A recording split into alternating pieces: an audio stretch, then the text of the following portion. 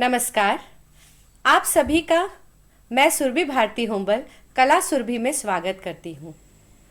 मित्रों, आज मैं आपको एक ऐसे अतिथि से मिलाने जा रही हूँ जिनका भरतनाट्यम के क्षेत्र में बहुत ही नाम है। डॉक्टर सुषमा मिश्रा। सुषमा जी, आपका स्वागत करती हूँ। सुषमा जी, आपके नमस्कार। बारे में अ, वैसे तो काफ़ी लोग शुरू से ही जानते हैं आपके बारे में, परंतु आज मैं चाहती हूँ आप हमारे दर्शकों को आपकी भरतनाट्यम क्षेत्र में शुरुआत कैसे हुई, आपका रुझान कैसे हुआ, उसके बारे में कुछ बताएं।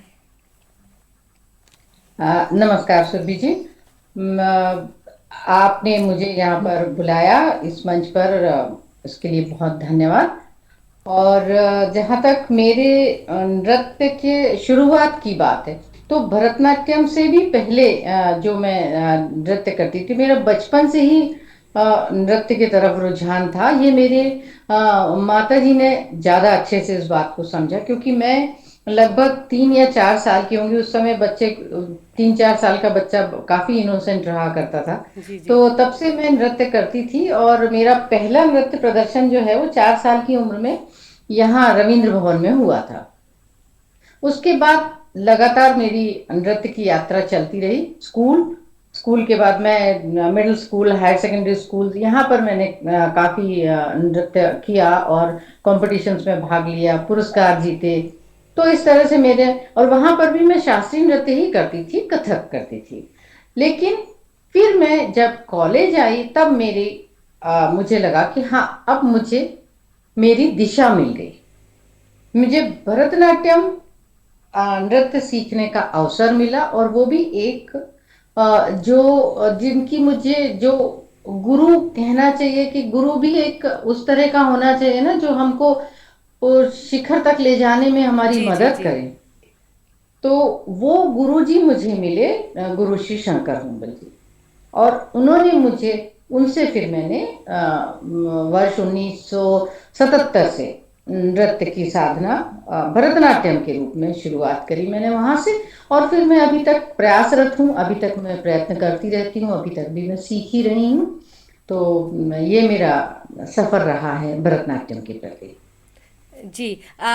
सुषमा जी, आपका जो केंद्र है श्यामल नृत्य कला केंद्र, आप उसके बारे में कुछ बताइए कि कैसे आपने अपनी एकेडमी की शुरुआत करी, कितने बच्चे हैं वहाँ पे, और कैसे वो एकेडमी आज एक जाना माना नाम बन चुकी है, उसके बारे में हमें आप कुछ बताइए। मेरी नृत्य एकेडमी की शुरुआत ही मेरे गुरुजी ने की है। उन्होंने ही मुझे इतनी हिम्मत दी, इतनी मुझे अंदर से, मेरे अंदर से ढाढ़स बंधाया कि नहीं, अब तुम सिखाओ। क्योंकि देखिए सुरभि जी, नृत्य सीखना या किसी भी कला को सीखना और सिखाना, जी इसमें बहुत अंतर हो। जी, तो बिल्कुल बिल्कुल। जब हम किसी चीज को सीखते हैं, तो सीखते समय तो ये होता है कि हमारे पास में सारी चीजें जो हमारे गुरु जी ने हमें बताया, बस हमको वैसा ही वैसा करते चले जाना है। जब सिखाना होता है, तो इसका मतलब कि हमें वो चीज आती है, और इतनी आती है कि हम उसको दूसरे में ट्रांसफर कर सकें, जैसा कि हम सोच रहे हैं। तो वहां पर हमारे गुरुत्व की भी परीक्षा हो जाती है। तो क्या हमारे अंदर उतनी ताकत हो कि हम किसी को सिखा सकें?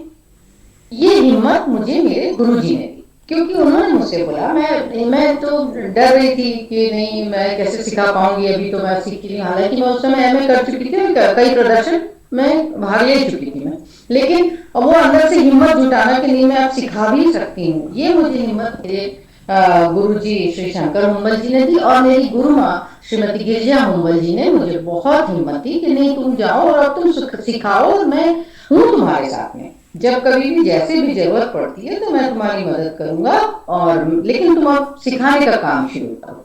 तो उन्होंने मुझे हिम्मत दी, और मैंने 2001 में अपनी नृत्य अकादमी की शुरुआत करी थी। 2 अक्टूबर 2001 से मेरी नृत्य अकादमी कार्य कर रही है, और तब से मैं अपनी इस यात्रा में चलती चली जा रही हूँ। स्टूडेंट हैं, सीखते हैं, और मुझे उनको सिखाना बहुत अच्छा लगता है। जी बिल्कुल सुषमा जी, आपने एक बात बिल्कुल सही कही कि गुरु का साथ जो हमारे जीवन में होता है वो हमें बहुत ही आगे बढ़ाने में बहुत ही कारागार सिद्ध होता है। सुषमा जी, आपका इस क्षेत्र में जो आगे बढ़ने का जैसा आपने सोचा या आपने इसको एज अ करियर सोचा, तो आपके प्रेरणा स्रोत कौन रहे हैं इस चीज़ के लिए कि आपको इसी में भरतनाट्यम में ही अपना करियर मेरे बनाना है? देखिए, प्रेरणा स्रोत, मेरी प्रेरणा स्रोत तो मेरे ईश्वर पहला, दूसरा फिर मेरी माँ जो थी वो हृदय से कलाकार थी। वो नृत्यांगना नहीं थी, लेकिन उनके अंदर कला, कलाकार का मन था उनके अंदर। जी। और शायद उन्होंने वो ही, उन्हीं से मुझे वो चीज मिली है।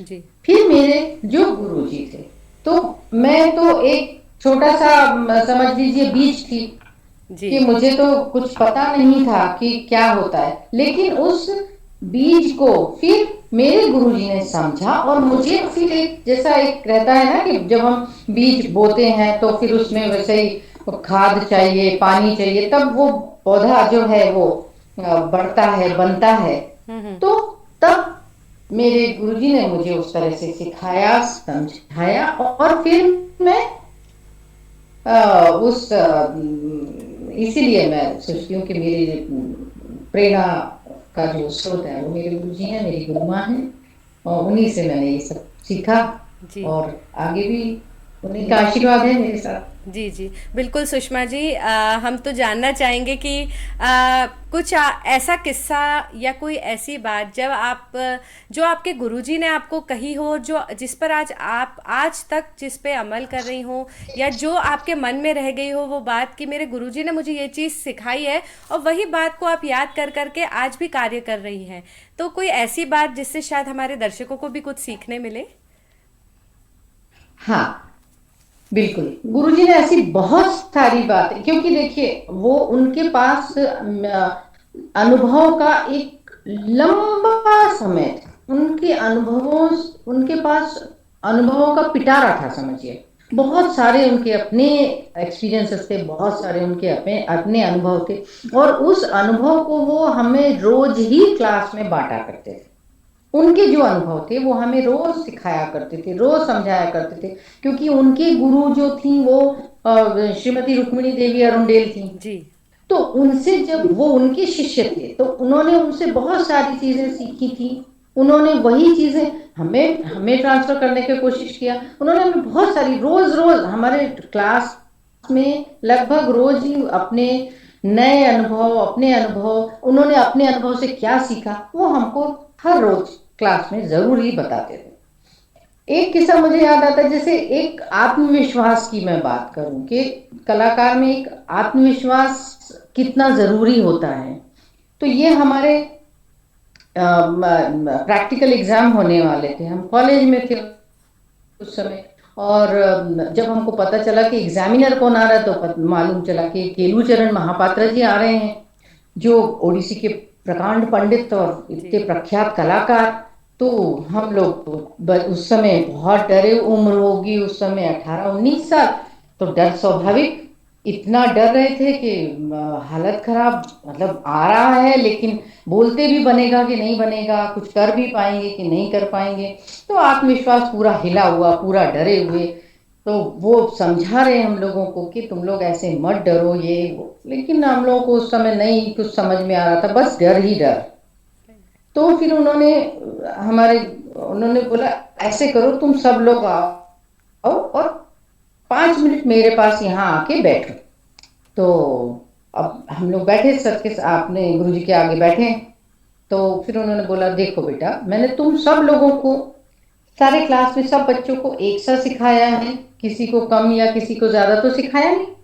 तो आप सब मेरे सामने जब आए हो, तो मेरे सामने एक, जैसा एक मिट्टी का घड़ा होता है, मेरे लिए उस तरह से आप लोग आए हैं। और मैंने क्या किया है, मैंने वो किया है कि मैंने उसमें अपना अनुभव और अपने सिखाने का अनुभव उसमें उड़ेला है। तो ये सब कुछ ये आप घड़े हैं, और मैंने आपको अपनी जो शिक्षा है वो उसमें दी है। तो वो अब ये आपकी जिम्मेदारी बनती है कि अब आप उसको किस तरह से संभाल के रखते हैं। यदि आप अपने मेरी सिखाई हुई शिक्षा को, बताई हुई चीजों को, मेरे अनुभवों को यदि संभाल के सहेज के रखते हैं तो ये आपके लिए बहुत अच्छा। और यदि उसमें थोड़ा सा भी छेद हो जाता है तो मेरा अनुभव और मेरी सारी शिक्षा वापस से बाहर निकल जाएगी। तो आपकी ये जिम्मेदारी बनती है कि अब आप जो मेरा सिखाया हुआ है उसको बंद करके रखें, मतलब अपने अंदर उसको समाहित कर लें, तो आप किसी से नहीं डरेंगे। आप में आत्मविश्वास ही आत्मविश्वास होगा, क्योंकि आपने वो चीज सीखी है। और जो चीज सीखी है उससे क्या डरना, उसी को तो बताना है कि जो चीज आपने सीखा है वही तो बताना है। फिर तो हम लोगों में हिम्मत आई, और हिम्मत से फिर हम लोग बिल्कुल उस दिन हम लोगों ने बिना डरे कि नहीं, हमने तो ये चीज सीखी है, जब हमने सीखी है तो फिर हम इसको करके क्यों नहीं बता सकते हैं। तो हम में फिर वो आत्मविश्वास आया और हम लोगों ने बहुत अच्छा प्रैक्टिकल दिया था।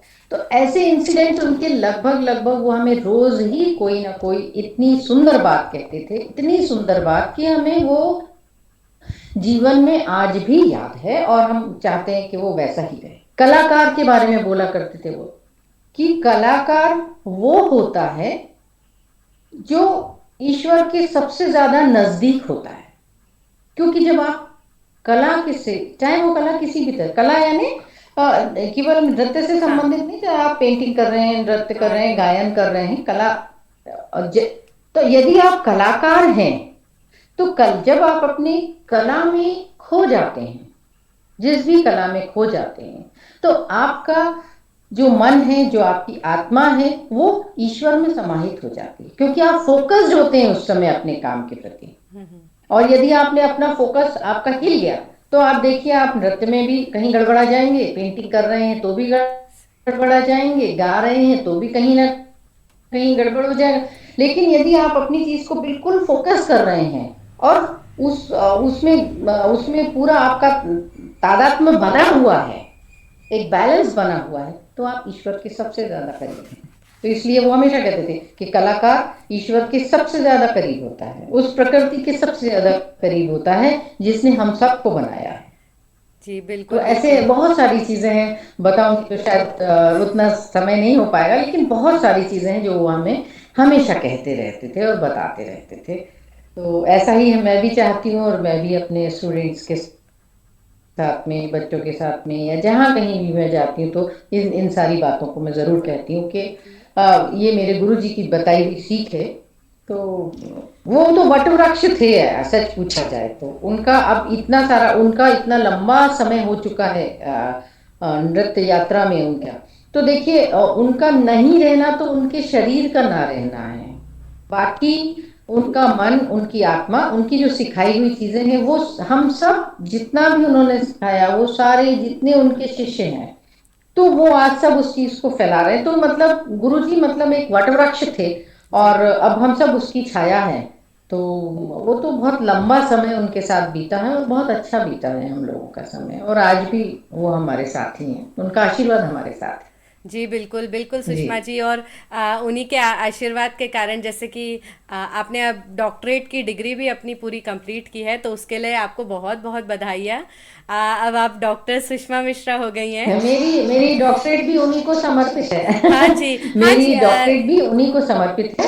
और जी जी, जी मेरी आप उस डॉक्टर, विषय मेरा में भी जो कुछ उनका बताइए, जो पूरा, कि आपने जैसे उनको मेरी जो समर्पित किया है। जी थीसिस है, जी जी। हाँ मैंने उन्हीं पर ही अपनी थीसिस लिखी है। मेरा शोध कार्य भी मेरे गुरुजी पर ही है। जी मेरे शोध का जो विषय है वो यही है कि मध्य प्रदेश में श्री शंकर हुम्बल जी द्वारा जो भरतनाट्यम का विस्तार, जी उन्होंने जो मुझे जो तो अभी जो जो योगदान दिया है मध्य प्रदेश में भरतनाट्यम को स्थापित करने में, वही मेरे शोध का विषय है। तो वही मैंने सारी चीजें उनके उनके बारे में ही, उनकी जो कला यात्रा है उसमें मैंने एक छोटा सा प्रयास किया है। जी। उनके लिए वो मेरा मेरा शोध कार्य भी उन्हीं को समर्पित है। जी, इससे बड़ी बात और किसी गुरु के लिए क्या होगी कि उनके शिष्य ने उनसे चीज़ें सीखी और आज वो वही चीज़ें अपने विद्यार्थियों को सिखा रहा है। गुरु के लिए जी सबसे बड़ी गर्व की बात यही जी होती है और उनका आशीष फिर हमेशा हमारे साथ ही रहता है। सुषमा जी, जी दूसरा आपसे पूछना चाहूँगी कि जैसे आजकल के जो यंगस्टर्स हैं, वो कला के क्षेत्र में अपना करियर बनाना भी पसंद कर रहे हैं। पुराने समय में जैसे कुछ गिने चुने करियर हुआ करते थे और आज भी वैसे कई लोग हैं जो हट के कुछ करियर बनाना चाहते हैं, जैसे कोई एनिमेशन में बना रहा है, कोई मीडियाज में बना रहा है। तो करियर क्षेत्र में अगर किसी को परफॉर्मिंग आर्ट्स में, डांस, म्यूजिक, पेंटिंग या किसी और चीज़ में अगर करियर बनाना हो तो उसके लिए एक विद्यार्थी को क्या करना चाहिए? ये तो देखिए बहुत अच्छा प्रश्न है आपका। आप पहले की जो बात की कि पहले क्या था कि थोड़ा एक कुछ समय यदि हम आज से लगभग 30-40 वर्ष पीछे जाते हैं, जी। तब देखें आप कि नृत्य या जो भी कुछ जो भी परफॉर्मिंग आर्ट है उसको यही समझा जाता था कि ये कलाकार है और ये सिर्फ परफॉर्म कर सकता है। जी। ठीक है, अभी उस समय तो सिर्फ इतना ही था, लेकिन उसकी पहचान विषय के रूप में जी। स्थापित अब हो चुकी है बहुत अच्छे से जी। किसी भी कला के प्रति में। तो अब जब क्योंकि जब हम चाहे नृत्य कर रहे हैं या गायन कर रहे हैं या पेंटिंग कर रहे हैं, तो वो एक विषय के रूप में स्थापित हो चुका है। जी, तो बिल्कुल। जैसे हम दूसरे विषय पढ़ते हैं, उन विषयों को पढ़कर और अपना करियर बना सकते हैं, वैसा ही अब हम परफॉर्मिंग आर्ट को भी पढ़कर अपना करियर बना सकते हैं। उसमें भी अपार संभावनाएं हैं। साथ ही साथ ये एक बहुत इंपॉर्टेंट चीज है जो मैं आपको बताना चाहूंगी कि हम यदि परफॉर्मिंग आर्ट में आते हैं, हम परफॉर्मिंग आर्ट को अपना एज अ कैरियर चुनते हैं, जी। तो देखिए आप कहीं पे भी जाते हैं, जैसे हम एक सर्विस करते हैं तो एक मशीन जैसा हो जाता है, भाई अब सुबह से लेके शाम तक ऐसे ऐसे ये काम करना है। तो ये क्या होता है, एक मशीन जैसा हम काम करते हैं। लेकिन परफॉर्मिंग आर्ट में या नृत्य के क्षेत्र में ऐसा नहीं है। जी। हमारी रचनात्मकता पूरे समय बनी रहती है, क्योंकि आप नया नया कार्य करते हैं, नई नई चीजें बनाते हैं, नया नया विषय लेते हैं और विषय को अपने अनुरूप ढालते हैं। आप उस विषय को अपनी कल्पना में ले जाते हैं और अपनी कल्पना शक्ति से उसको साकार करते हैं। तो ये रचनात्मकता हमेशा आप देखिए परफॉर्मिंग आर्ट में बनी रहती है। तो जहां एक तरफ हम इसका व्यवसायिक रूप देखें, तो हम इसको अपने व्यवसाय में या अपने किसी भी तरह से, मतलब उसको एक पैसा कमाने का जरिया कह सकते हैं, हम उतना भी वो भी लेते हैं, लेकिन उसके साथ साथ हम उसको पूरी तरह से रचनात्मकता में बंधे रहते हैं या बांधे रहते हैं। जी। तो वो एक बहुत इंपॉर्टेंट चीज है। वो हम हमेशा एक एक नया नया आयाम देता है, लेकिन उसमें हम साथ साथ में अपनी रचनात्मकता को नहीं खोते हैं। नई नई चीजें, नए नए आयाम हमारे सामने आते रहते हैं। तो इसलिए तो ये तो बहुत, इसमें संभावनाएं बहुत ज्यादा बढ़ गई। और आजकल तो ये सब इसमें मीडिया और ये सब बहुत ज्यादा आगे जा चुका है। तो जी। अब तो ये वीडियो हो गया है सारी चीजों का। उस हमारे समय में तो वीडियो नहीं होता था। वीडियो अपने आप में एक बहुत बड़ी चीज है। जी। जी। तो ये एक बड़ी अच्छी सुंदर सी चीजें हैं। और आजकल तो ऑनलाइन क्लासेस चल रही हैं, हाँ जी। तो ये भी आप देखिए इसमें कितना फायदा है।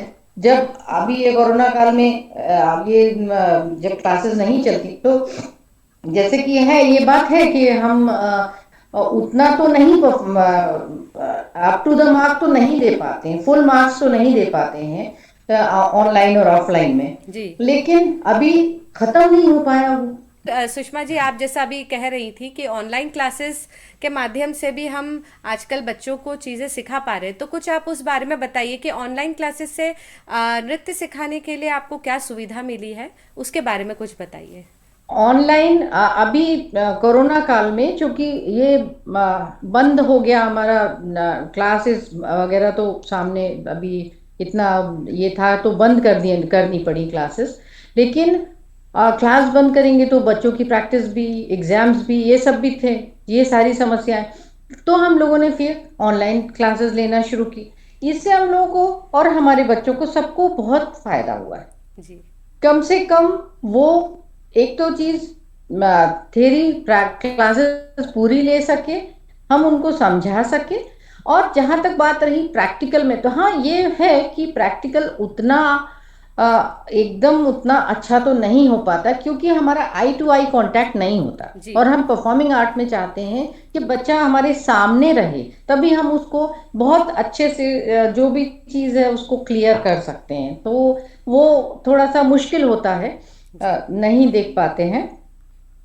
पर फिर भी ऑनलाइन क्लासेस में ये रहा कि बच्चों ने आके वो क्लासेस को समझा, पढ़ा, और अभी भी वो क्लासेस चल रही हैं, तो बच्चे ऑनलाइन क्लास शुरू कर दिए हैं और अच्छे से कर रहे हैं। अब उनको भी लगभग आदत हो चुकी है।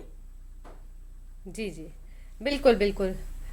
सुषमा जी, मैं ये पूछना चाहूँगी कि जैसे नृत्य है, अगर कोई शास्त्रीय नृत्य सीखता है तो उसका एक व्यक्ति के जीवन में क्या महत्व होता है? जैसे कि आजकल की जो टाइम चल रहा है, बहुत स्ट्रेस लेवल बढ़ गया है, या बहुत फिजिकल फिटनेस के ऊपर लोग ध्यान देना चाहते हैं, तो इन चीज़ों में शास्त्रीय नृत्य का क्या महत्व होता है?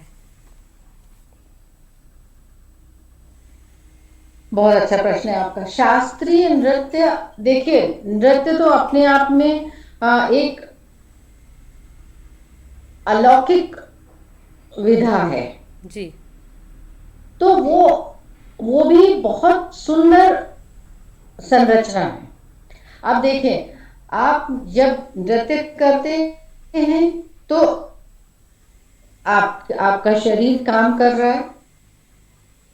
जब शरीर काम कर रहा है, इसका मतलब आप पूरा पूरा मन उसमें लगा के, तो शरीर में जो स्ट्रेचिंग होती है ये होता है, तो उससे आपका शरीर लचीला होता है। जी और उस आपका बॉडी को आप मूवमेंट दे रहे हैं, काम कर रहे हैं, उससे उससे काम करवा रहे हैं, तो आपका रक्त संचार बढ़ रहा है, जी जी आपकी बॉडी में फ्लेक्सिबिलिटी बढ़ रही है।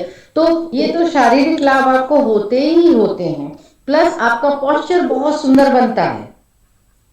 एक ये भी बहुत इंपॉर्टेंट चीज है। मैंने कई बच्चों के साथ में ये एक्सपेरिमेंट, मेरा अपना है, मेरा अपना अनुभव है कि जो बच्चे शुरू में आते थे, या तो वो झुके हुए हैं, या पैर थोड़ा सा एक लिम्प करके चल रहे हैं, या किसी एक बच्चे का तो हड्डी जो पैर की थी वो, और ये पिंडली वाली जो हड्डी होती है वही झुकी हुई जी थी, तो ऐसा सी शेप में थी। डांस करते करते करते वो बाकायदा पूरी सीधी हो गए, उसके दोनों पैर बराबर हो गए थे। तो ये एक अपना बड़ा इंपॉर्टेंट चीज है कि पोस्चर बहुत सुंदर बनता है। जी बिल्कुल।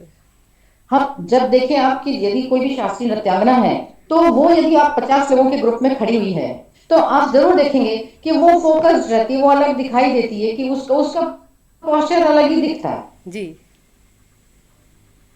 जब वो खड़ी होती है। उसका ड्रेस सेंस अलग तरह का होता है, उसकी बॉडी लैंग्वेज अलग होती है। तो ये सब चीज तो हमें शरीर से बहुत बहुत सुंदर बना देते हैं। दूसरा, हमारा मन, जब हम उस रचना में क्योंकि वो एक कल्पना है, कवि की कल्पना होती है, या जो भी कुछ है, हम यदि किसी भजन पे काम कर रहे हैं या किसी भी चीज पे, या तो उस कैरेक्टर में हम जा चुके रहते हैं। जी तो जब बिल्कुल। उस कैरेक्टर में हम घुल मिल जाते हैं, मतलब हमारा शरीर जो है उस कैरेक्टर के साथ, उसके साथ में जुड़ चुका रहता है, उस हमारी आत्मा वहां जा चुकी रहती है। दैट मीन्स हम फोकस्ड हो जाते हैं, बाकी हमें कुछ भी दिखाई नहीं देता है। इसी को मेडिटेशन कहते हैं, जी जहां पर हमारा पूरा मन, हमारा पूरा शरीर, हमारी एकाग्र पूरी हो जाए। आत्मा एक जगह फोकस हो जाए। That is meditation. ये हमें मानसिक लाभ पहुंचाता है। तो इस तरह से हमें डांस से, तो जहां हमारा शरीर, मन, मस्तिष्क, आत्मा सब कुछ सुंदर होती है, सोचने का ढंग अलग हो जाता है, हम सब चीज में रचनात्मकता देखने लगे। आपको ऑब्जर्व ऑब्जर्वेशन बहुत स्ट्रांग होना चाहिए। यदि आप कलाकार हैं और आपको उस कैरेक्टर में जाना, तो आपका ऑब्जर्वेशन बहुत स्ट्रांग होना चाहिए। तब जी आप, जब आप उस भाव को लेकर काम करेंगे, तो स्टेज पे आप परिपक्व दिखेंगे, मेच्योर दिखेंगे, उस भाव को बहुत मेच्योरिटी से बता सकेंगे। तो इसलिए वो हमेशा कहा करते थे कि हर एक चीज को ऑब्जर्व करिए। जी जी ऑब्जर्वेशन बहुत जरूरी है। किसी भी चीज को आप ध्यान से देखिए कि वो कैसे हो रही है। भले ही उससे आपका अभी फिलहाल कोई संबंध नहीं है, लेकिन जब कभी भी आप उसको अपने, कभी हो सकता है आपको वो कैरेक्टर में जाना पड़े, तब आप उसमें बहुत मेच्योरिटी ला सकेंगे, अपने एक्सप्रेशन में बहुत मेच्योरिटी ला पाएंगे, बहुत परिपक्व अपने आप को दिखा पाएंगे। तो ये सारी चीजें डांस के माध्यम से ही मिलती हैं हमें, और बहुत सारे लाभ डांस से हैं। एक एक करके गिनना तो बहुत मुश्किल होगा सुरभि जी, बहुत सारे लाभ हैं। जी जी बिल्कुल।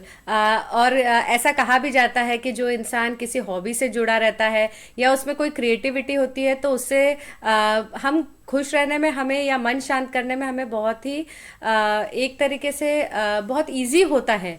एक तरीके से कहा जाए बिल्कुल, कि हाँ, जब मन सारा अशांत हो स्ट्रेस कहीं तो चला सारा जाता है। स्ट्रेस बिल्कुल। थोड़ी देर नृत्य करने में या पेंटिंग बनाने में हमारा मन बहुत शांत हो जाता है।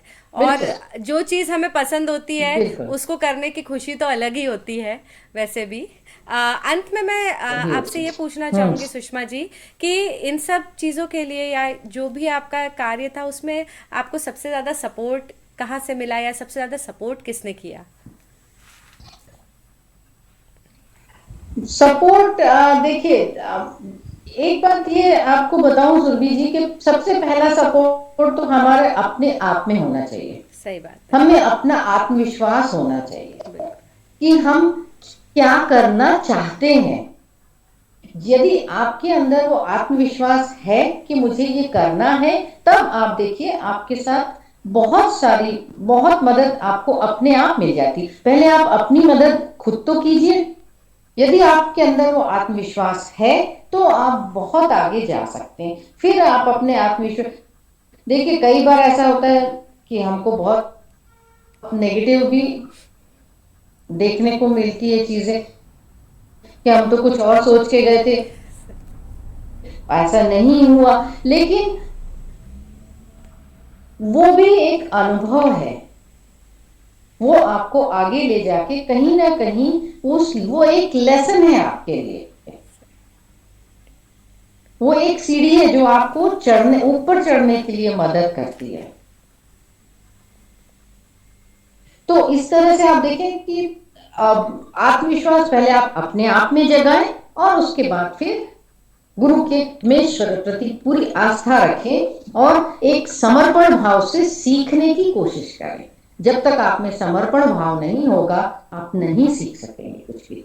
तो पूरी तरह से जो एक समर्पित भाव है, उस समर्पित भाव के साथ आप गुरु के पास जाएं। आपके गुरु आपको जरूर ही एक मुकाम देंगे, एक मंजिल देंगे, और आप वहां तक आसानी से जा सकेंगे। जी बिल्कुल। बिल्कुल। सुषमा जी, आपकी कही बातों से आज बहुत ही प्रेरणा मिली है हमें, और बहुत ही अच्छा लगा आपसे बात करके। कुछ नया सीखने मिला, कई ऐसी अनुभव की बातें पता चली, आपके गुरुजी द्वारा दी गई शिक्षा के बारे में पता चली है। तो मैं आज आपका धन्यवाद करना चाहूँगी कि आपने इस कार्यक्रम में आना स्वीकार किया। ये हमारे लिए बहुत सौभाग्य की बात है। जी धन्यवाद, आपने मुझे बुलाया, मुझसे बात की, जी और मैंने आज आपको अपने बारे में बता सकी, या मेरे भी, मुझे इसकी बड़ी खुशी है। मैं हृदय से आपकी आभारी हूँ। जी धन्यवाद। धन्यवाद। मित्रों, आप सभी का धन्यवाद आज के कार्यक्रम को अटेंड करने के लिए, देखने के लिए आपका सभी का धन्यवाद। आप सभी से निवेदन है कि हम इसी प्रकार हर हफ्ते एक नए अतिथि से आपका परिचय कराएंगे, तो हमारे साथ बने रहिएगा। सभी सुरक्षित रहे, मास्क पहनिए, मास्क पहनना बहुत ही आवश्यक है इस समय। धन्यवाद।